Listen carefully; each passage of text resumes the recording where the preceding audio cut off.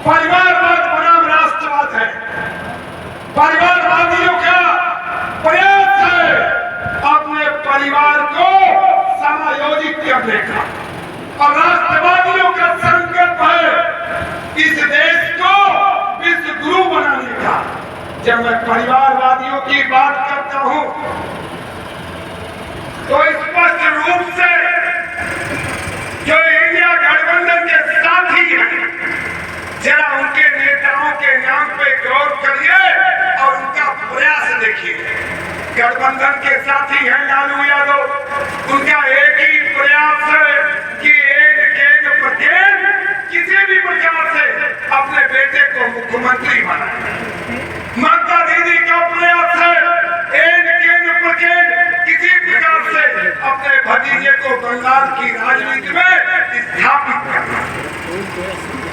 गठबंधन के तीसरे साथी महाराष्ट्र के शरद पवार जी हैं, उनका एक ही प्रयास है कि किसी प्रकार से अपने बेटी सुप्रिया को महाराष्ट्र का मुख्यमंत्री बनाना। मैं बात सही कह रहा हूं कि नहीं? और जो इंडिया गठबंधन की नेता है सोनिया गांधी, उनका केवल एक ही प्रयास है कि जिसको देश के लोगों ने एक नहीं, दो नहीं, 3 बार जितनी बार भी लॉन्चिंग हुई है, सारे लॉन्चिंग को नकार दिया और पोपट पप्पू के नाम से पूरे देश में प्रसिद्ध हो गया। उसको किसी भी प्रकार से भारतीय राजनीति में स्थापना करना है। और जो यहाँ गठबंधन का प्रत्याशी है, उसके पिता का भी एक ही प्रयास है कि किसी प्रकार से उनका बेटा कौशाम्बी का सांसद बन जाए। यही प्रयास है ना?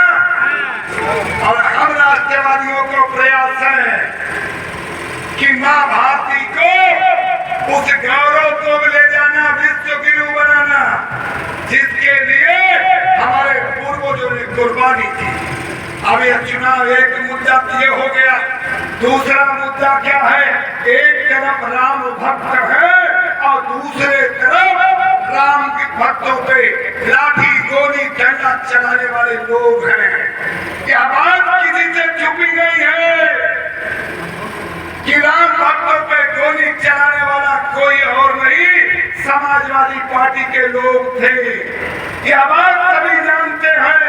जब राम मंदिर के संकल्प को नारायणनाथ आडवाणी जी के नेतृत्व में पूरा देश मंदिर बनाने को तैयार था, तो उसको गिरफ्तार करके जेल भेजने का काम किसी और ने नहीं किया था, वो लालू यादव ने किया था। क्या ये बात छुपी है क्या? यह बात गलत है क्या? और दूसरी तरफ गठबंधन के जो और साथी हैं, वो पंचायत से लेके पार्लियामेंट तक, तहसील न्यायालय से लेके सुप्रीम कोर्ट तक लगातार एक प्रयास किए हैं। क्या प्रयास किए हैं? कि किसी भी प्रकार से मंदिर का निर्माण न होने पाए।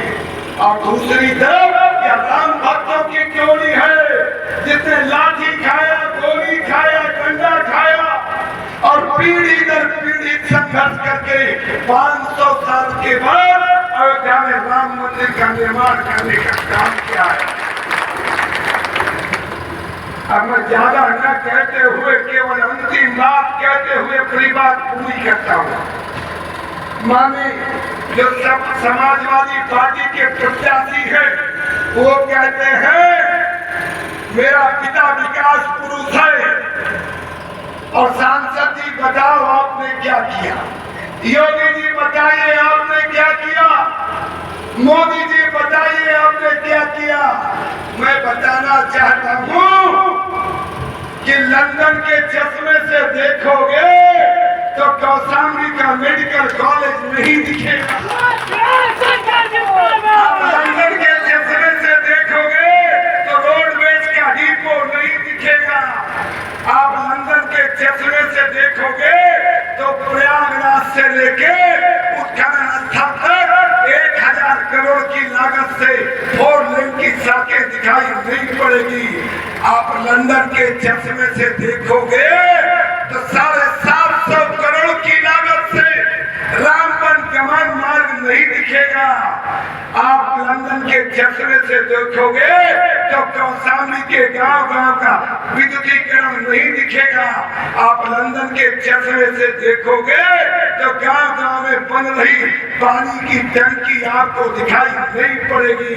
आप लंदन के चश्मे से देखोगे तो 94,728 गरीबों को जो पक्के मकान बने हैं वो आपको दिखाई नहीं पड़ेंगे। 2,11,000 से ज्यादा गरीबों को, महिलाओं को जो हमने उजला गैस कनेक्शन दिया है आपको दिखाई नहीं पड़ेगा। जो 3 लाख से ज्यादा लोगों को किसान सम्मान निधि दिया है वो आपको दिखाई नहीं पड़ेगा। जो 6 लाख से ज्यादा परिवारों को हमने आयुष्मान कार्ड बनाने का काम किया है वो आपको दिखाई नहीं पड़ेगा। अक्सराय से लेके मनौरी तक रेलवे क्रॉसिंग के सभी क्रॉसिंगों पर ओवर ब्रिज और अंडर ब्रिज आपको दिखाई नहीं पड़ेगा। कौशाम्बी की चमचमाती सड़कें आपको दिखाई नहीं पड़ेगी। इसलिए हम कह रहे हैं, हम अपनी केवल योजना बताने नहीं आए हैं, हम मोदी की गारंटी देने आए हैं। जिनको प्रधानमंत्री आवास मिल गया उनको बधाई, जिनका शौचालय बन गया उनको बधाई, जिनका उजला कनेक्शन मिल गया उनको बधाई, जिनका आयुष्मान कार्ड बन गया उनको बधाई, जिनको किसान सम्मान निधि मिलने लगी उनको बधाई, और जिनको नहीं मिल रही है चिंता न करें, यह मोदी की गारंटी है, सबको मिलना तय है। अब मैं केवल इतना कहते हुए किसको किसको मोदी की गारंटी पे भरोसा है जरा उप मुख्यमंत्री को दोनों हाथ उठा के दिखा दीजिए। भरोसा है ना? तो प्यार से बोलो, मुट्ठी बांध के बोलो, फिर एक बार, फिर एक बार, फिर एक बार, अब की बार, अब की बार, अब की बार। और भैया जब 400